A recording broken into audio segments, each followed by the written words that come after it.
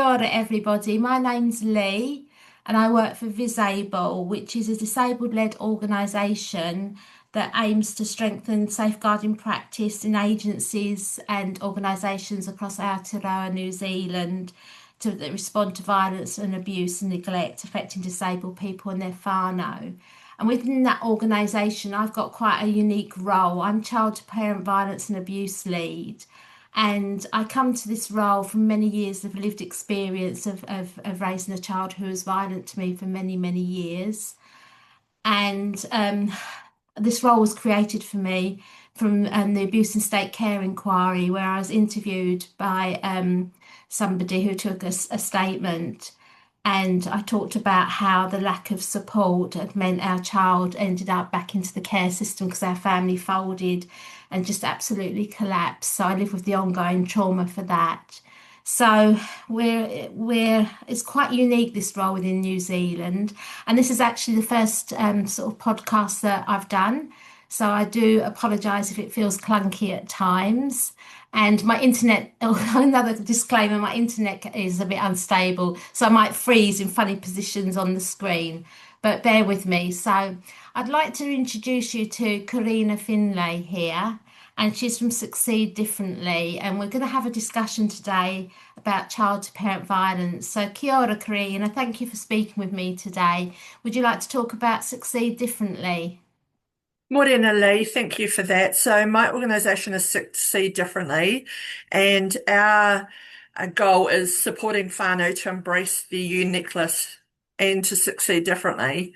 So we are professional development and health promotion, and we support, we train the trainer, I guess is the way to describe it. So supporting individuals with FASD and neurodivergence, but no longer working with the family. My background is in working with whānau and supporting, but I now work with the agencies who do the supporting because I have a real passion for making sure that agencies are trauma informed, they're neuro affirming, and that they actually have lived experience.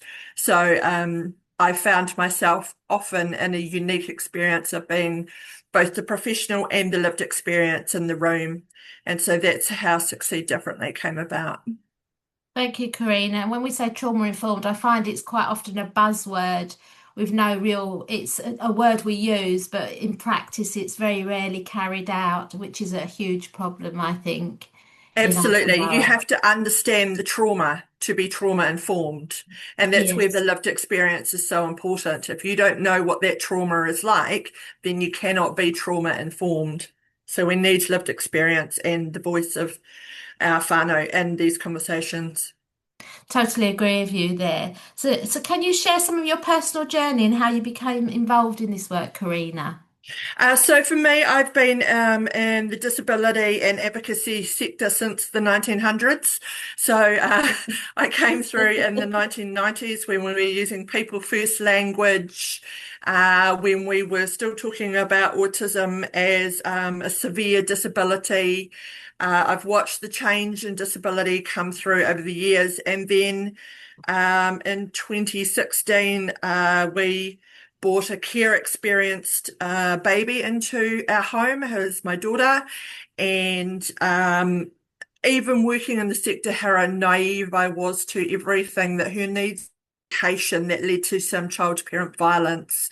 And I reflected heavily as we moved out of that on the experience as a qualified professional with resources and my own car and Kai in the pantry and how hard it was for me to get help.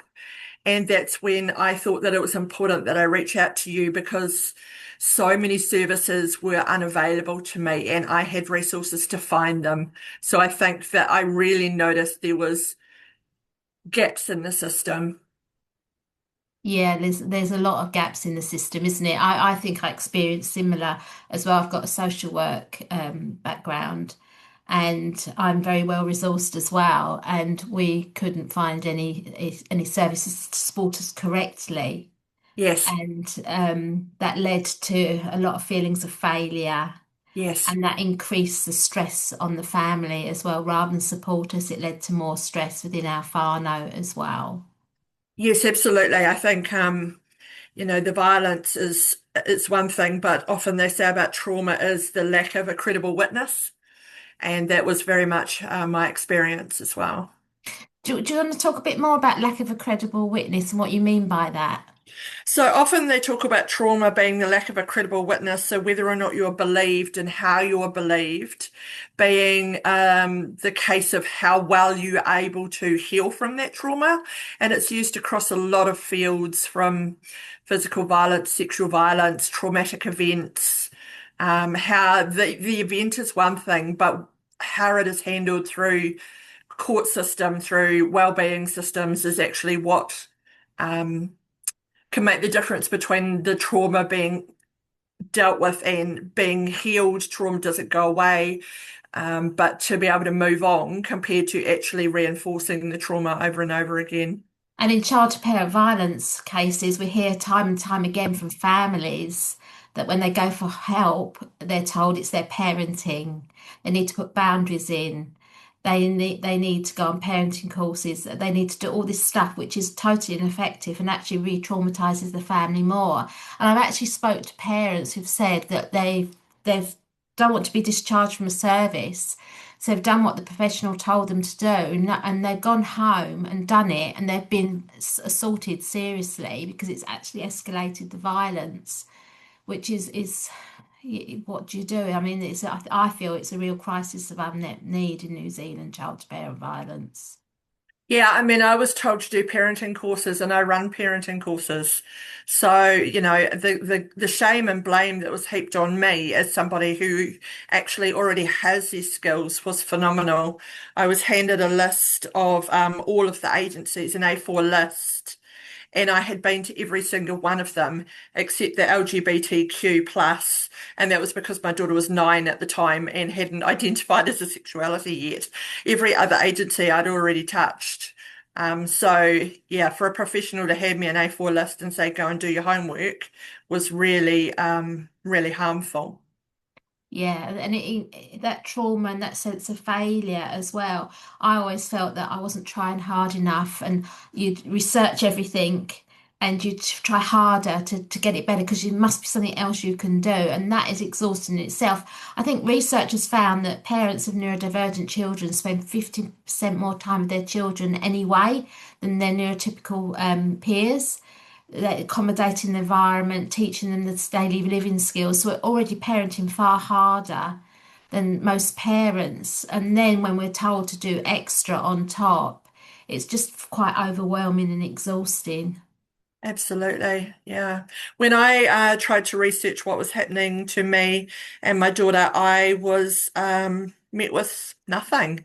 The algorithm would change the wording to talk about parent to child violence. It would talk about adult violence. It would talk about other forms of violence and harm. The algorithm couldn't quite pick up what I was saying because there's so much of this is hidden. Yeah, it is. So for you, Karina, what were some of the early signs that things weren't right at home? So my daughter was having a mental health. She was becoming unwell. She was showing signs that she was very, very unhappy, possibly depressed. So I went to the pediatrician and she was able to describe really well how she was feeling and that she was having this overwhelming feeling. Can you still hear me? Yeah, sorry, it went off there, so it's come back No, on. no Yeah. problem. I wonder if the information was lacking because we didn't have the biological notes of maternal and paternal mental health. So we were flying blind with trying medication and techniques that had it been a biological child and the parents could say we tried this or we've had that or this worked for us, the information would be clearer. So I Mm. think that was one of the things that you talked about the abuse in state care is who owns the right to that sort of information. And when we have tamariki that have medical histories, whether or not they should be allowed to take that medical history with them to informed professionals. Yeah, well, it makes sense to me that you do, but I think the privacy undermines a lot of the rights that seem to, the privacy seems to override rights of the foster carers or the adoptive parents or the home for life parents And the and right of the caregivers. child to their own Yes. biological information. Yeah, absolutely agree with you there.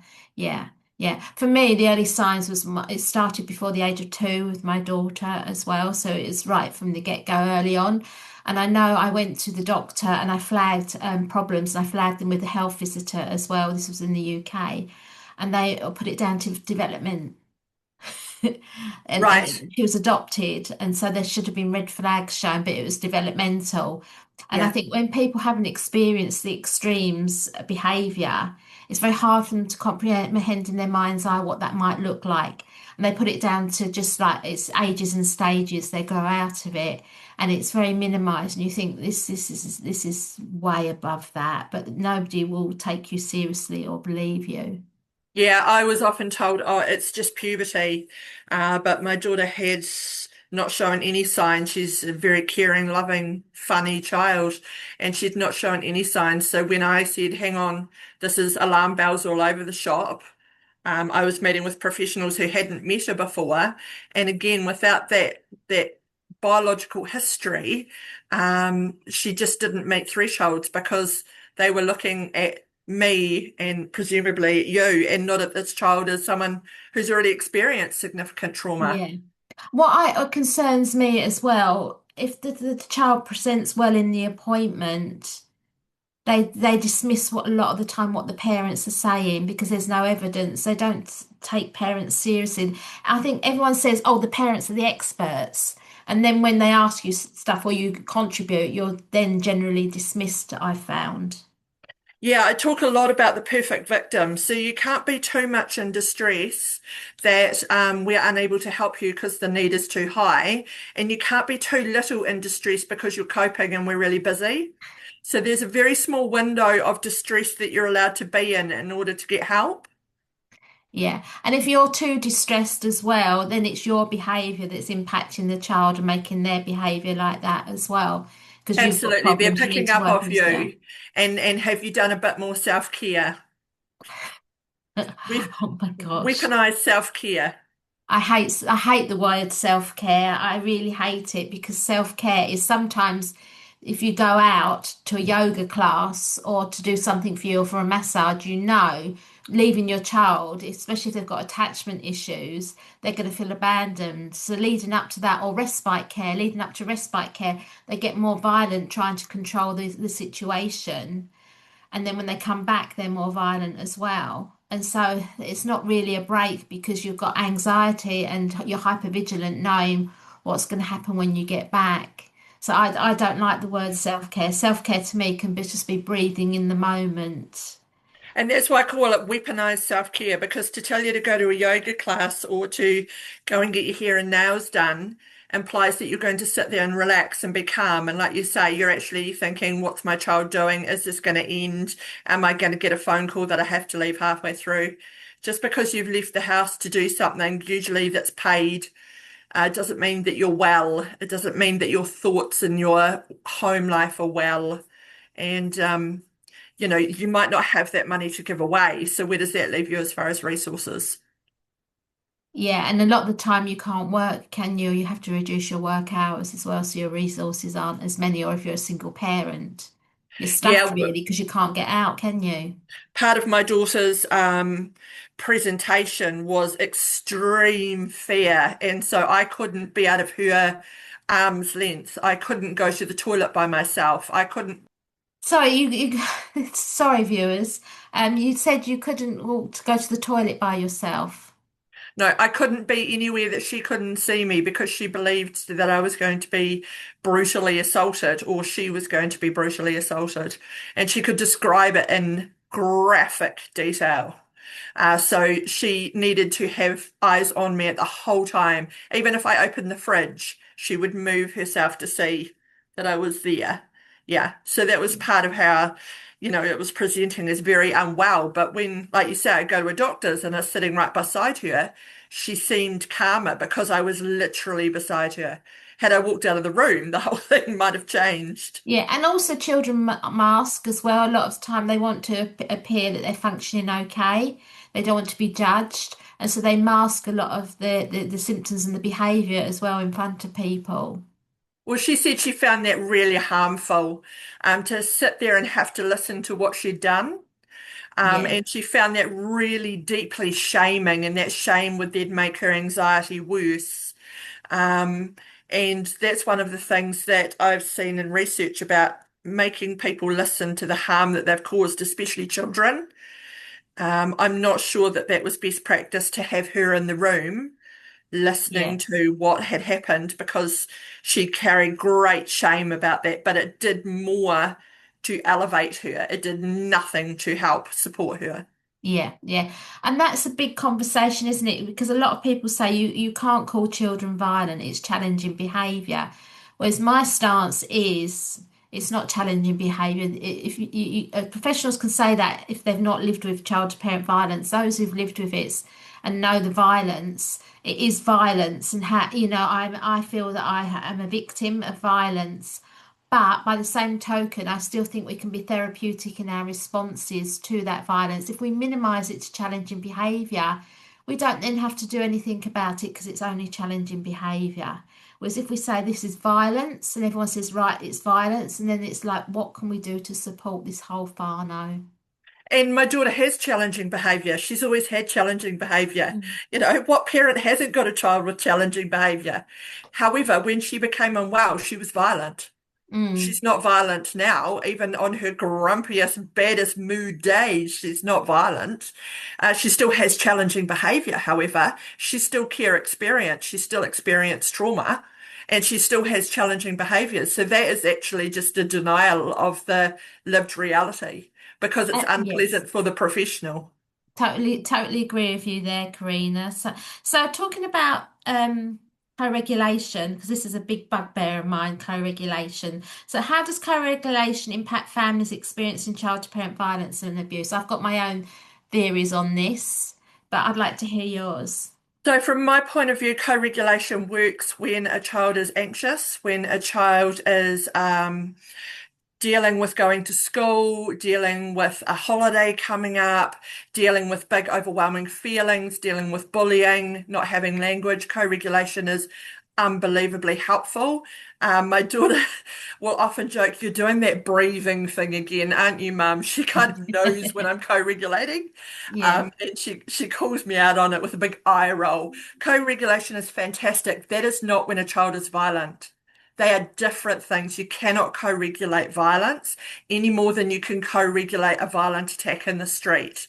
You're not asking someone standing in front of you with a knife at a mugging to say, "Can we practice breathing together?" You're in fight or flight and you're dealing with the safety. So I think co-regulation goes with challenging behavior. And as long as we're calling violence challenging behavior, we're missing the point. Yeah, because I've got a thing because co-regulation's really pushed, especially in the disability field as well. Co-regulate, co-regulate. And my thing is like, if your child's coming at you a knife, you're not going to co-regulate. If I tried to co-regulate with my daughter, it would actually escalate her up because she wasn't getting the response she wanted. So she'd Mhm. increase the violence. Yeah. And also my own fight or flight had kicked in and you want to get Yeah. to safety. So you cannot co-regulate when somebody is violent to you. No, And maybe you're in afterwards. fight or flight, you're in safety first. Yes, and maybe afterwards you can't co-regulate either because you're so up there and heightened. It might take a while for you to come back down if you come back down at all. Because sometimes some parents live with violence multiple times a day, so they're going to be all here. So asking them to co-regulate in sense it instills shame, feelings of failure, not getting it right, not trying hard enough. And I think that it's quite damaging the co-regulation. I Yeah. was told after the incidents to have someone else take her to deal with my own well-being. I'm a single parent. I have an elderly mother and my brother has children. There wasn't anybody else there. It was me all of the time. So, you know, these children with trauma need much more of a village. Absolutely, that I think that, and quite often when they have a village round them, the parent is protected more as well because if you've got somebody else there, they're less likely to be violent or you've got it's diffused. I always found that it was easier to go out with my daughter and go to places because I was safer. Yeah, and you have someone to take over so that you can relax if they're not Yes, sleeping, or you can have someone to ring 111 if you are physically assaulted and have a fall. Without that village, and what I learned from the experience is that you almost have to create a professionals village. So I now have a fantastic GP who believed what was happening and has seen my daughter at her very best, being charming and funny and delightful, and he knows what her well looks like. So he believes when she is unwell.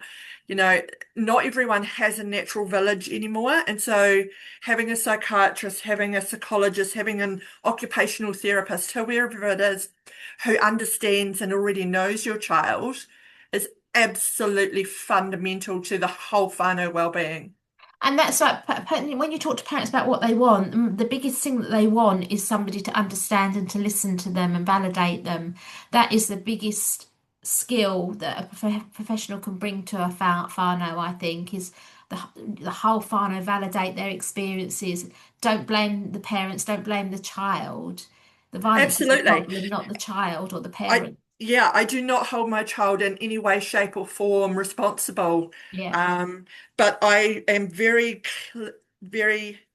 excuse me, very keen that people know her at her best. Yes. So that if she ever gets back down there, that people can say this is not her normal.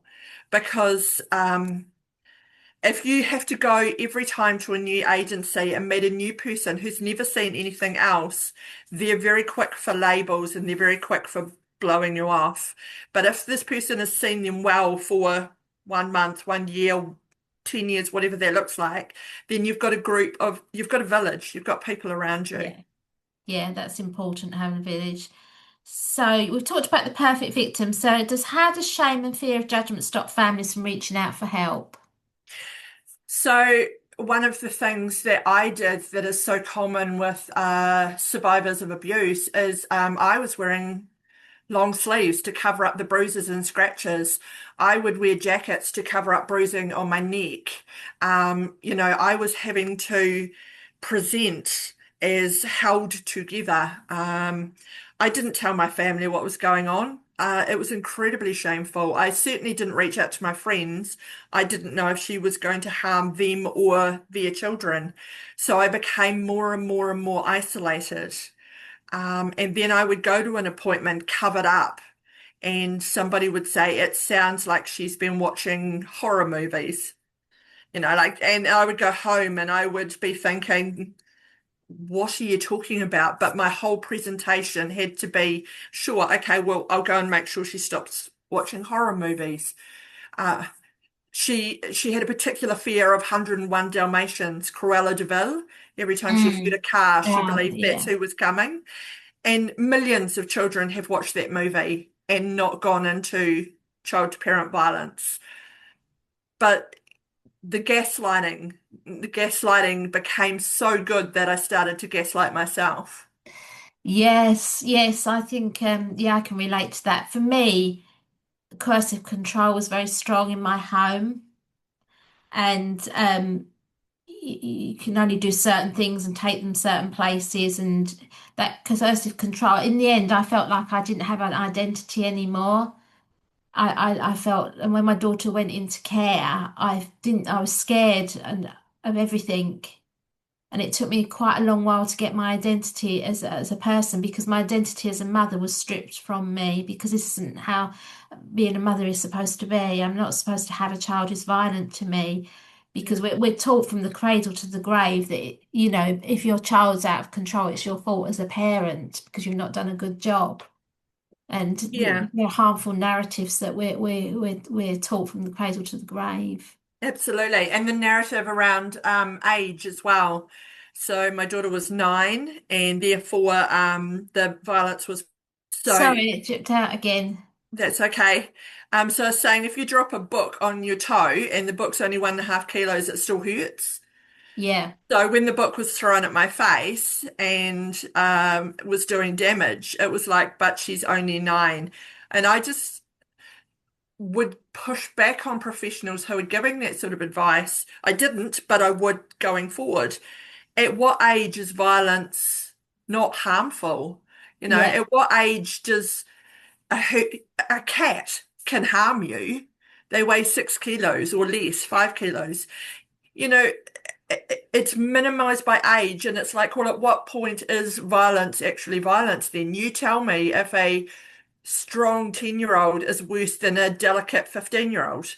It's such another form of gaslighting to go by age or by gender, often by gender. Oh, it's a girl, yes, so the violence isn't as bad.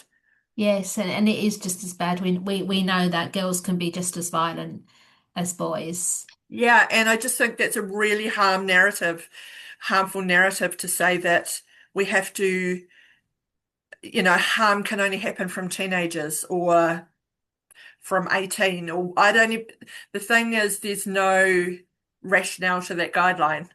If you say your 3-year-old or in your case your 2-year-old is harming you, then that's relevant. Yeah, and early intervention before the behaviour comes ingrained. Because I also think a lot of it's not intentional, but I think it becomes such a normalized way of doing things for the child that actually sometimes it is intentional. And it was very difficult for me to sift through what was dysregulated behaviour and what was intentional. And I got very confused with that because we don't like to think of children who are neurodisabled as being violent. And if they are, there's a reason. But I sometimes think, no, I think there was other attachment stuff. And I think some of it was intentional as well to control. And early intervention, no matter what the reason, whether or not there is a reason, this is still a serious case that needs early intervention. We don't want to wait until we're in the pipeline to prison. People are Yeah, begging for help when these children are very small, but well, they're small, so it didn't hurt as much, just implies we'll worry about it once it hurts too much. yeah, That baffles me. yeah. A lot of this baffles me as well. So, what's been your experience of the mental health system in Orangatamarique in responding to child-to-parent violence? So, from what we were told, Oranga Tamariki does not recognise child to parent violence. They only recognise parent to child violence. So that was really harmful because it is a child protection issue, and this child needs protecting from themselves. The parents need the protection to stay well enough to keep this child from going back into care or the family breakdown. So to me, that is very clearly a child protection. Um, sorry, what was the other one you Mental asked about? health. Mental health. Yeah, So one night we had to go to after hours, and after hours said there's no system and sent us home. And one night we went to the public hospital through police advice, and the public hospital had to go into adult mental health because there was no overnight child mental health. So the services don't exist. Um, yeah, it was kind of my experience. We'd tried all of the lines, the youth line, helpline, parent line, child line. Um, Brilliant services, really, really helpful services with a 45-minute wait. When someone's in crisis, it's a really long time to wait to even get someone on the other line to pick up. yeah. We found that we got ping-ponged between services as well, with no one wanting to take accountability.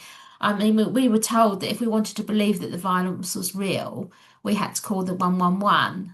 So we Yes, started to do that, and the police yes, would come. The police were very good, actually. yes, But they used to ask Oranga to take the child for the night for the safety of the family, and Oranga would refuse. yes, So they don't see it as their problem. The police obviously can't put children in the cells. yes. Mental health don't see it their problems. You get ping-ponged around and nobody actually does anything. You just go round and round in circles. Absolutely. And that's when we called the police too, because the feedback was always call the police, call the police, call the police. So we would call the police, and again, the police were brilliant. But I was standing in the driveway in tears saying, please don't hurt her. She's my baby. I Yeah. didn't either. And so the response was, we have to go now. So nothing had actually changed by calling 111 because, you know, we needed systems in place after that. Mm. We needed Yeah. this to be okay, it's got to the point of a 111 call. Now the system kicks in. And over and over it didn't kick in. So, what do you see the biggest systemic failures for families experiencing this violence? The pathway. Yeah. The pathway and the fact of the perfect victim window again, where you can't be too much in distress and you can't be too little in distress. So I think this sits along other forms of violence. And we've got beautiful agencies like Aviva and agencies doing amazing things who understand coercive control. They understand systemic harm, but they're not funded in child to parent violence. Um, I don't know who is funded in child to parent violence, but I couldn't find a pathway, no matter how hard I looked. Yeah, there are some services that piecemeal that do a bit, but there is no coordinated response at all. No. Some of the best support I got some free counselling sessions with the Family Violence Agency, Right. and she came at it from a family violence perspective. And she said to me that things I said, she said exactly the same as what women in intimate partner relationships talk about as well, and how they Yeah, feel. So exactly. there's no difference, but the difference is that there's no support for us. I mean, there's probably not enough support for women in intimate partner violence either, No. and not enough programs and or support for the women. There's probably more support for the perpetrators of the violence against the women, but for the women themselves, what I'm not sure what support is out there. I mean, it's woefully lacking in New Zealand, I think, but there's nothing for child to parent violence.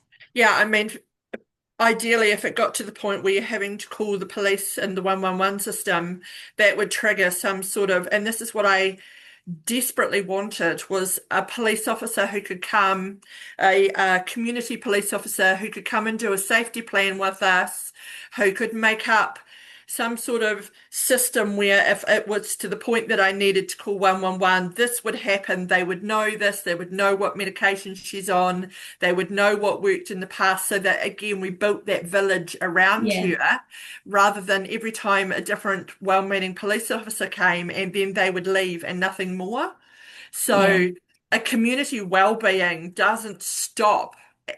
It doesn't stop when you reach 10 out of 10. There should be steps back down, just like there were steps up. I think as well, I know our family got flagged at the multi-agency family violence meetings that are held in the mornings, Okay. and nobody wanted to pick us up. I got told that by the family violence counsellor. She said your family's name comes up quite often, and nobody will do anything. Wow. I mean, wow. Yeah. Wow. And I wonder what was behind that. Is that funding or is that I policy? think they don't know what to do. I think Yeah. nobody knows what to do, so they don't do anything and they just pass it round, and you just go around like pass the parcel all the Eh, time. That's extraordinary. Yeah, yeah, yeah.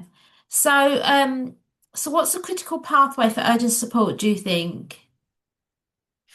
Well, as I said, I think that community police, oranga tamariki, child mental health, there needs to be some sort of MDT, multidisciplinary team Yes. that is trained in this stuff, just like there is in other forms of family violence.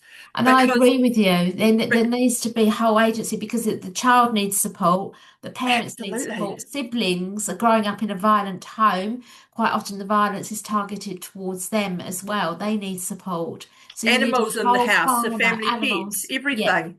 Our survey Absolutely. found that 42% of children hurt the family pets. Hmm. So, if we really want to stop this being a pipeline to prison, then we need this to be much earlier. And you said before, early intervention. This needs to be taken much more seriously, much more quickly. Yes, because a lot of these children will go on to have intimate partner violence in their relationships. That's what's happened in our family's case. It's just transferred on to intimate partner violence now. So the impact on families, what's the long-term impacts on child-to-parent violence on parents' mental health, physical health, and well-being? Well, this is kind of part of what we talk about at Succeed Differently is around asking parents to do more parenting courses, asking them to work harder, asking them to set more boundaries. Parents would if they could, and parents have often tried everything first. Um, I think when professionals start offering that sort of advice, it's through a lack of lived experience in the room because most parents have tried everything first. Most parents are not sitting back going, well, this is just how it is. I'll do absolutely nothing. They've Googled, they've researched, they've asked, they've begged, they've rung, you know, we're asking parents to do more and more and more, but the agencies need to hold a little bit more of the accountability for how they pick it up and what they do once they've picked it up. So we would have agencies tell us we're too high needs and that we didn't meet criteria in the same phone conversation. I've had exactly that as well with support as well, being told the same thing. That's really harmful to a family because how can you be so in desperate need but also not any need because you don't meet the service?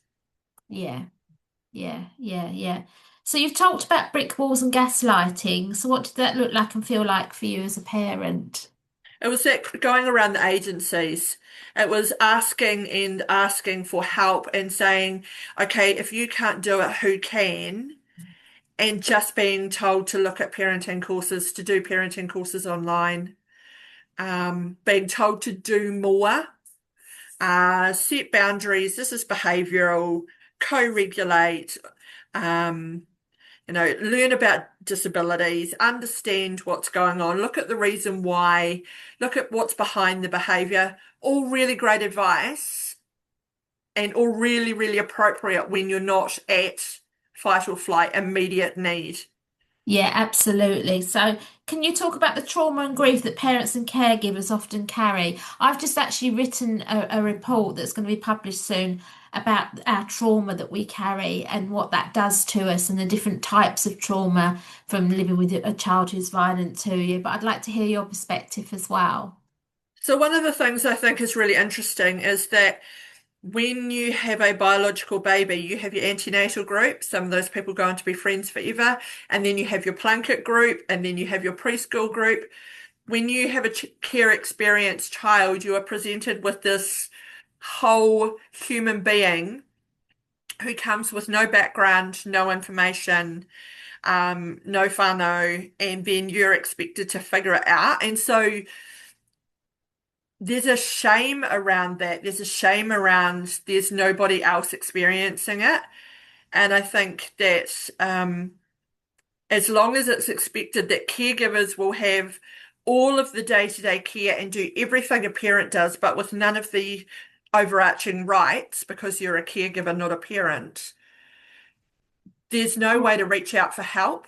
Yeah, research in the UK has found that two-thirds of adopted children are violent to their parents because they've had that prenatal trauma and early trauma as well, and that's totally ignored. They're having the same sort of problems in the UK because I've been reading research that is parent-led research that's coming out now. Parents are like saying this is not good enough. This is not okay, and I think we have similar problems in New Zealand as well and there's significant trauma from a lot of parents have the secondary trauma from watching their child's own trauma and they're growing up the children are growing up traumatized and they're carrying that trauma one of that types of trauma as well from parenting a child who has complex needs that aren't being addressed in the community. Yeah, and because you don't have that village around you, you believe you're the only one. You believe that it's your fault. Well, You don't have you're told it is quite often as well. you There's don't have anyone to discuss about, is this happening for you? What did you do? You don't have any mentors who've been there, done that. It's very isolating, and so therefore Yeah, and you're being told it's your fault, and you're starting to believe it's your fault. Yeah, I looked to the UK actually, and I've joined adoption support groups and support groups in the UK for this because there's more people talking about it than there is in New Zealand. And I've looked to the UK more for support groups than New Zealand because Yeah. there seems to be more research coming out about this in the UK, and there's more online support than there is in New Zealand. Yeah, and I think the kind of belief seems to be that if we do this, we're going to re-traumatize the child, but the child is already traumatized by their own actions. They're already Yeah, traumatized by the family dynamics.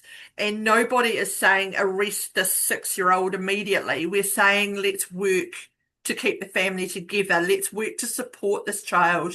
I yeah, don't think any mother's first instinct is, I want this child arrested and taken away. It's how can we get help?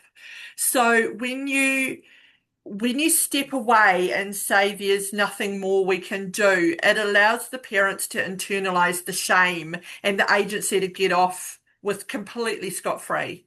There's no global accountability in helping this child who's already experienced trauma to process it.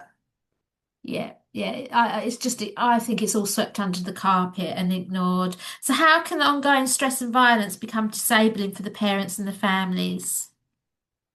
Yeah, absolutely. It makes you very embarrassed. It makes you not want to share your story.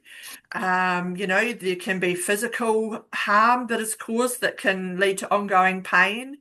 The burnout is very rare. You can get to blocked care, and Yeah. no mum in the world wants to get to blocked care because those of us who take on a care experienced child are doing it with an absolute wealth of love.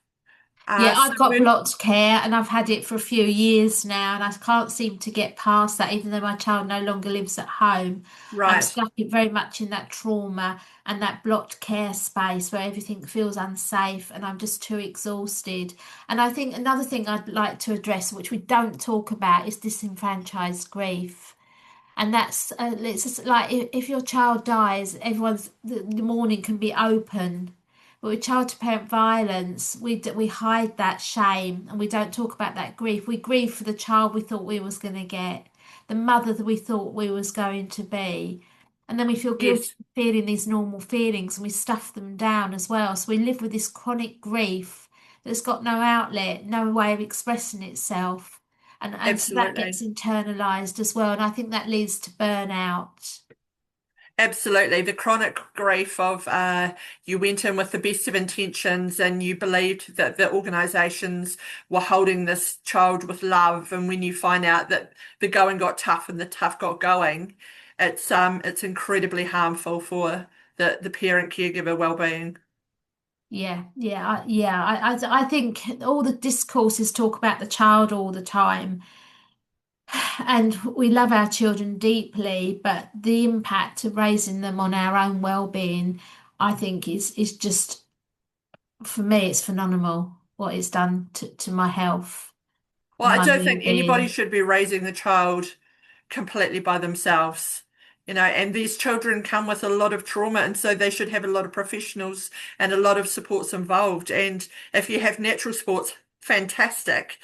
But if you don't, even more reason to get people Well, I involved. also think natural supports. A lot of our families become isolated because the wider whānau don't see the violence quite often because it's hidden. And so they blame the parents and they say, but it's your parenting, it's this. And so parents isolate themselves from wider whānau. Or if the child's got high and complex needs, the wider whānau don't, it's too tiring for them, so they walk away. So I think even if you've got that village, quite often that village walks away and leaves you on your own because Yep. it's too hard. And that's why the professionals, like when you're training around babies, you talk about the first 1,000 days and you talk Yeah. about attachment.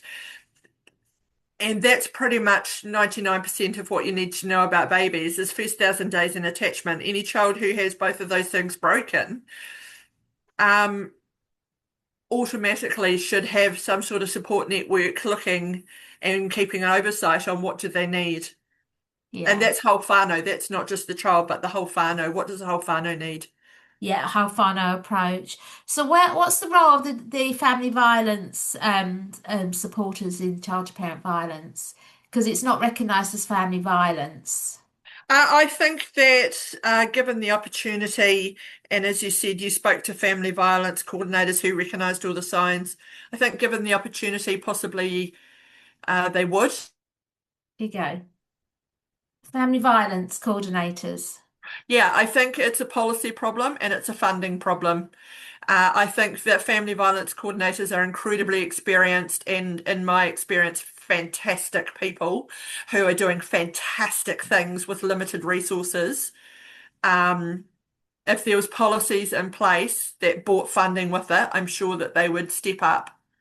So I Yes. think we have to Yeah, go I back to the agree. policy. Yeah.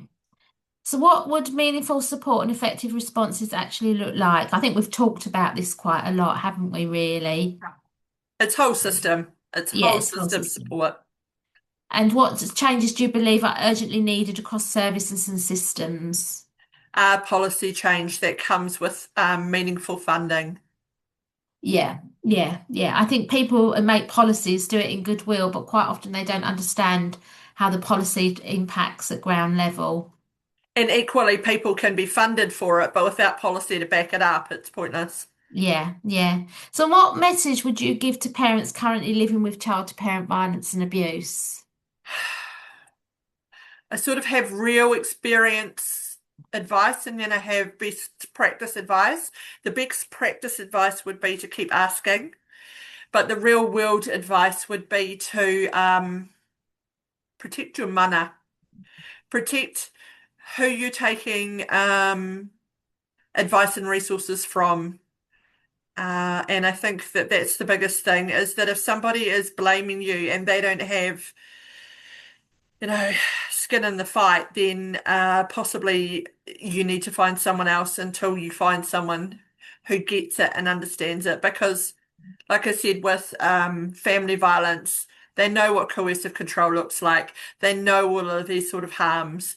So if you're going to a behavioural model and getting pushback, I would just advise people for their own well-being to be careful how much of that they internalize. That's a really good point, isn't it? Just like ping, light bulb moment. Yeah, if you're going to go for a behavioural model, it's going to offer totally different things. And if you look at put a family violence lens over that as well. Yeah, and then you add a neurodevelopmental lens, and then you add a disability lens, and all of these things that are so intercomplex is who's giving you the advice? What are Yeah. they basing it from? Yeah. So what gives you hope in this work? A supportive GP, having now got one, and the shorthand to getting help. So I would encourage people to find a GP that feels authentic and stick with that. Um, I think, yeah, finding your support networks, um, taking respite when it's offered, um, Can because I we just mama, talk about respite though? I mean, because I have parents contact me about this, and some of them are told to take respite, but leading up to respite, the violence increases because the child feels abandoned, yes, and the, so that can be quite unsafe for some families as well. the respite has to fit the whānau. Yeah, So the respite might be in home with another yeah, person there to watch TV with you after they've gone to bed. The yeah, respite might be someone cooking dinner so that you can calm the child down enough to get in the shower. Like respite is not always off site and 5 days long. Respite can just be I'm going to meet with you every Tuesday morning for a cup of coffee at 10 o'clock and you bring your children or not. So I yeah. think when we talk about respite, we have very fixed ideas about what respite looks like and it's very whānau dependent. Yeah, that's a good point. I totally agree with you. So, where can people go to learn more or seek support? So, I think we run a peer support group twice monthly for parents and caregivers who've lived with or are living with child to parent violence, and that's a really safe space for them to come along and share or not share. Some parents, because it's not safe for them for their child to know that they're in a peer support group for child to parent violence, they have headphones on They communicate via chat and they have a different screen on, like they're looking at something else, and that's how they join our support group so they keep safe. And we have developing lots of resources, and as parents tell me things, I write resources up to fit that need, or if professionals come to me with a need, I write resources up for that. So we're developing stuff as we go along. So we've got lots of resources online. So would you like to say anything else, Karina? Yeah, I think that's a really important point that yeah, I think parents are working as hard as they possibly can to have a the best outcome at home and at school.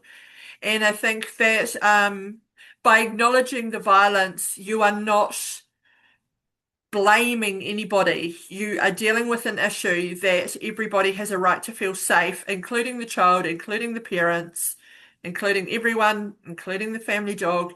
Everyone has a right to feel safe in their family. And if they're not, the professionals need to step in. Yeah, You know, by not acknowledging it, nothing changes. And you can't improve what you don't acknowledge. So we have to acknowledge that this is happening in homes, just as we have to acknowledge family violence is happening in homes. We've got yeah. an appalling statistic in this country around family violence. This is another form of family violence, and calling it behaviour fixes nothing. Totally agree with you. So I'll bring it to a close now, Karina. So thanks very much for speaking with me today. It's been a pleasure. And would you like to say how people can contact you if they want to know about Succeed Differently? Yeah, so what Succeed Differently does is not really in the family violence space. It's more around training educators to understand neurodivergence, including fetal alcohol spectrum. So this is my personal experience of a family violence incident or when this child became unwell. But if you want to go to www.succeeddifferently.co.nz, we talk about how families can be lifted up to support differently so that the burnout has a bigger window, so that people have resources and tools and don't have to get to burnout as quickly. Lovely. Thank you. Thank you for joining and listening, everybody. Thanks, Lee. Bye. Bye.